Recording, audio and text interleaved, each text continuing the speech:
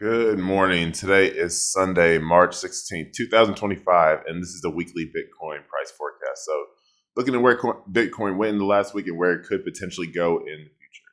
So, this is week 100. This is week 100. It's not quite 2 years. I think that's 104. So, about a month from now will be 2 years that I started Christos Crypto, but definitely a milestone for sure. 100 weeks just looking at Bitcoin and seeing where it went all the way from let me see, what was that March of last year? Yeah, so like all the way from 27K to 100 something K, and then back down to 80K. But we're in a fantastic spot. I mean, this has been something it's been a pleasure to do for sure.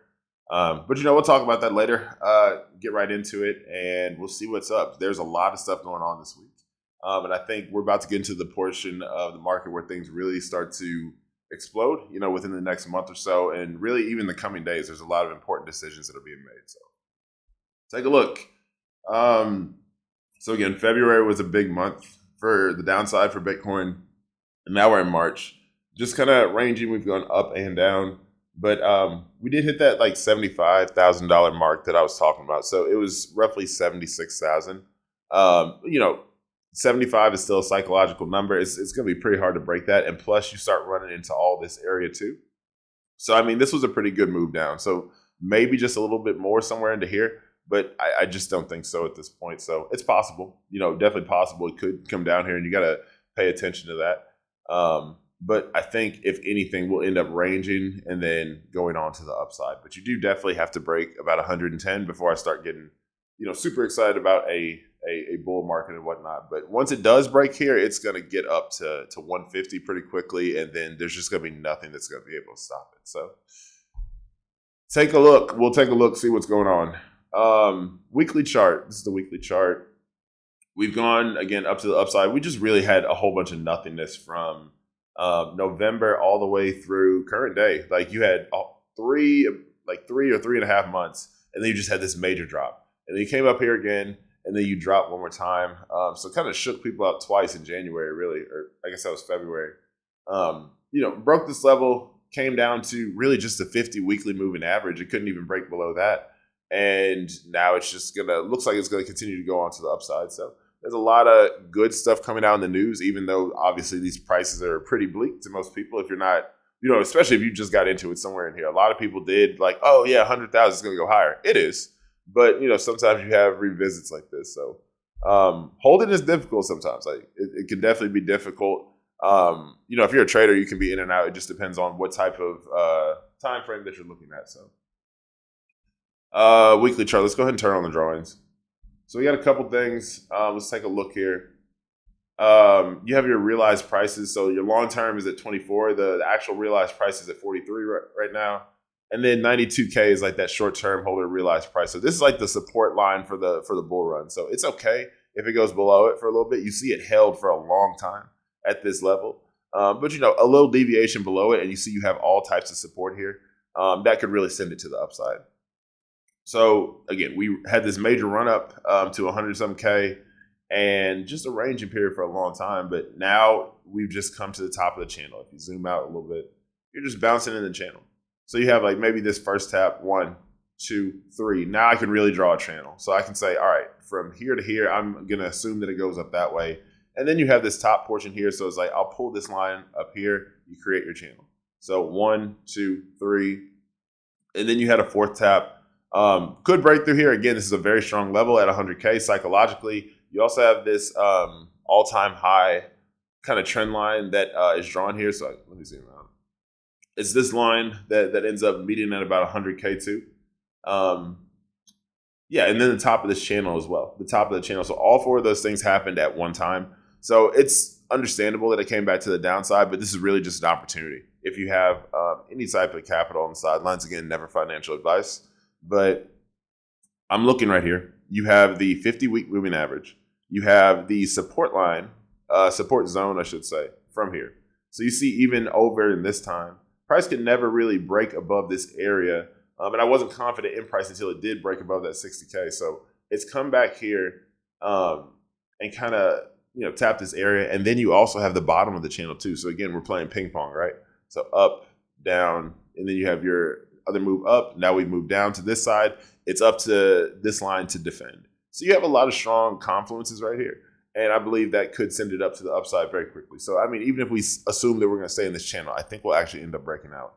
But let's say we assume that we're going to stay up in this channel. So you're still getting up to like 122 pretty quickly. But I think it'll just blow past to 150, probably come back to 130, and then keep on going. So let's see. We will see. So actually, let me do a short-term prediction then. I'll do that.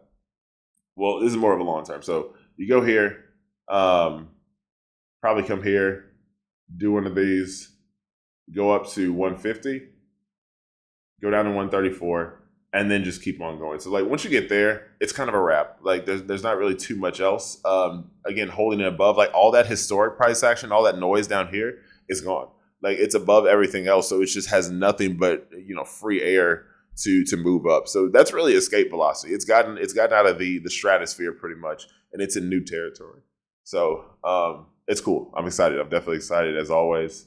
Good things happening. But like right now, again, it is very clearly in a downtrend. We're not even worried about it until you start seeing it break above this high or this high or this high or this high. So you got some key levels here. Like you got to break above the short term, hold a realized price. You got to get above this 94, which is like the big pump here. It's a lot. So really, until it starts getting above 100K, it's not even worth super considering. But like in terms of being super bullish at this point. But this is a great area to really get in because it's at a discount. Like the overall direction is up, but it's at a discount now. So this is kind of when you would like to get in, ideally, if you have that cash or something that you've been looking at or holding on the sidelines for a while. So I don't really think there's too much else for the charts. I mean, really, we've kind of talked about this area being key. I don't think it's going to burst below that. With the major shakeout happened here. Now we're just kind of at the bottom. I mean, people are kind of over it. They understand, like, hey, this happened. It sucked for a little bit, but we're going to get back. A lot of good stuff happening in the background. But let's talk about the news, because the news is interesting this week. It's usually not, but sometimes it is. So tomorrow's St. Patrick's Day. The market will be open. But the really interesting thing is happening on the 18th, Tuesday. The Bank of Japan is releasing their policy rate. So their interest rate. And you see, really, it's kind of cool to look at it. For years and years and years and years, it was like zero. And then finally, you see it started moving in 2024, 2025. January 2025, they increased it. They're probably going to increase again. I would think they would increase one more time. And then the federal funds rate. So again, this is the United States, the Federal Reserve of the United States. All these interest rates pretty much, they ended up coming up. So now money is getting cheaper. We're on the downslope now. We kind of paused since July, June of 2023, July. And now money is getting cheaper at this point. So interest rates are coming down. My expectation is that, I guess like their expectation is that they'll hold it like 4.5. I'm thinking they're probably going to drop down to like 4.25, like a 25-point basis cut. But we'll see. Like again, these are two very important decisions for the global monetary network. But really, I'm kind of confident at this point that the Bank of Japan is going to increase their interest rates. So I mean, they're forecasting 0.5. I think it's going to be higher. So if we look at Japan right now, so this is actually a chart of inflation in Japan over the years. So consumer prices, like what is the cost of goods pretty much for people, like the annual percentage difference in Japan. So it's the same as our inflation rate. So if we say like we got like 2% inflation and whatnot, they do the same with their currency, the Japanese yen. So what I'm looking at is the time scale here. Like this is really like the 90s all the way to current day. So you see like sometimes the inflation rate was 0, kind of 1%, so on and so forth. But what I'm really looking at is the relative size of the peak. So I mean, in 2014, it peaked at 2.8%, at 1.4% in 2008. So these are like major kind of times for Japan and whatnot, like 1.7. But now, suddenly, we're at 3.3%. 3.3% inflation. So that's worse than all of these other ones. So that is significant globally because Japanese yen is really tied to a lot of other currencies. And like when it starts moving, other currencies have to move in maybe opposite directions or the same direction. It just depends on what their relationship is. But in this case, the one I'm worried about is the United States. So what happens is there's something called a yen carry trade. Again, we're talking about the Japanese yen, so we're going to talk about like global money at this point. So essentially, what ends up happening is that people can borrow in the yen, and the yen has a very low interest rate, like 0.5%. For a long time, it was 0%, so they're basically borrowing free money. And then they'll convert that to a higher yielding currency. So in this case, let's say the US dollar. So the US dollar, you might get 2% a year on the USD. And they will invest that higher earning asset, so the US dollar, they can invest that wherever they want. And basically for a term, like let's say 10 years or 30 years, that trade reaches maturity. And now you can basically pay off your loan in the yen. You pay off the yen that you borrowed. And essentially, you end up profiting off of the difference of the interest rate there. So it's an interest rates game. Reason why is this trade not working now? So the Bank of Japan, their policy is shifting. You have higher Japanese rates, and now it's like a lower profit margin. There's a lower difference between those interest rates. So maybe between the U.S. dollar and the Japanese yen. So at this point, Japanese interest rates are increasing, and U.S. dollar interest rates are decreasing, so the profit margin is shrinking and shrinking every day, as long as this is persistent. So basically, that's not good for the U.S. dollar at this point. So, or people who are holding this trade, So a lot of people on Wall Street, a lot of people have utilized this as a strategy over the last several years because, again, the Japanese yen was so cheap. But I think that's about it for the Japanese yen and whatnot. It is very important for the global monetary network, but we'll see how that kind of shakes out. But I think it will end up helping Bitcoin. Another thing that's important is the fact that gold now has popped above $3,000 an ounce for the first time in history. Again, gold is everyone's known about gold forever. It's been around. It's one of those things that holds its value over time. That's the reason that it sticks around. It's that physical asset, that precious metal. But it's really a safe haven asset. Gold again, it popped above 3,000. At this point, we're in the middle of a bull run, is what I would say. So let me go over gold real quick. Take a look at gold USD.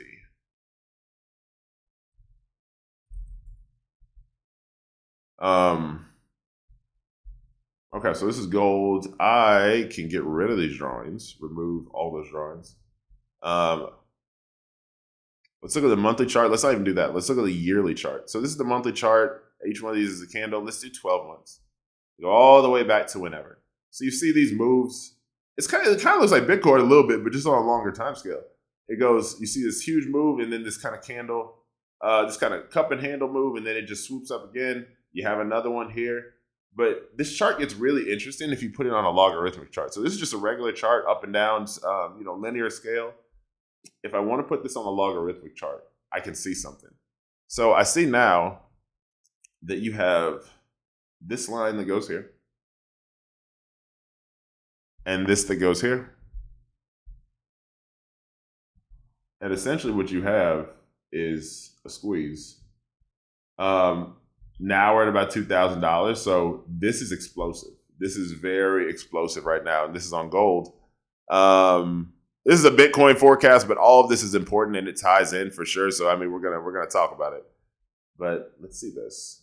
You end up going here over time. And again, these are yearly charts, but you can really go up pretty high on gold. And again, this is a logarithmic chart, but you end up having a breakout, and then things get kind of good here. So I think gold is going to be a spectacular asset. It's something to hold. It's always been something to hold, and you see it's had some beautiful motion over the years. So all the way back to 1970 when it really got adopted. Well, this is after the what was I about to say? After the gold standard was taken away. So, but yeah, that's pretty much it. Again, we've been going for about 15 minutes now. So. Again, this is week 100. Definitely appreciative to everyone who has listened at all with these. It's been something that I've been willing to document, excited to document because this is the most interesting technology I've ever seen. I think it's absolutely going to change the world and definitely change the financial futures for a lot of people who are willing to get into it. So, excited to be here, excited for what we got ahead, and then definitely excited for what we got going on at Pulse on Crypto as well. All the things that we're building with the community and the different educational platforms and also the different strategies that we have within within the community. So it's definitely something dope, and I'm excited to see where we go in the future. So again, this has been Chris Talks Crypto. Check out crypto-based resources on christalkscrypto.com, and I will see y'all on the moon. Take care. Bye-bye.